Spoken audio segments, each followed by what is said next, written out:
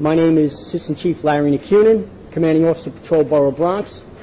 And with me here is Chief James Secreto, Chief of the Housing Bureau, Inspector Stephen DeLisi, Commanding Officer of Highway District, and Christopher Mastromano from Jacoby Hospital.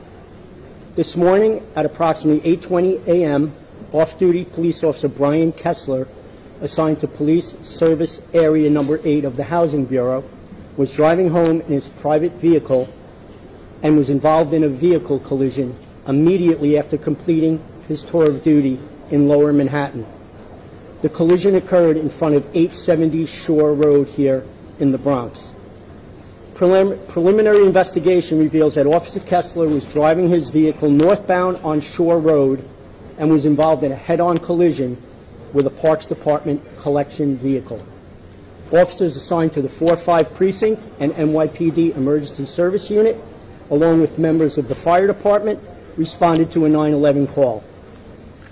Fire Department personnel extricated the officer from his vehicle, and NYPD Emergency Service Unit personnel administered CPR to the officer as he was being transported via EMS to Jacoby Hospital.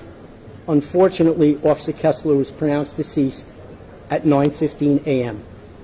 2 Parks Department employees in the Parks Department vehicle suffered minor injuries and were also transported to Jacoby Hospital. We would like to thank members of the NYPD and FDNY for their quick response, as well as the staff here at Jacoby Hospital for all that was done in an attempt to save our officer. I would also like to extend our heartfelt condolences to the Kessler family and the extended NYPD family for their loss. Couple questions. Inspector, currently we're investigating we are investigating the collision. We're doing our normal investigation as far as trying to reconstruct the incident. We look at all things, for example, weather, mechanics, speed, environmental issues. We are currently plotting out and reconstructing it as we speak. Seems to be a curve in that, a bend in the road right there. Does it make it particularly treacherous? Or? We look at that during our investigation if that has any factors into the collision itself. Correct. Did you see any skid marks?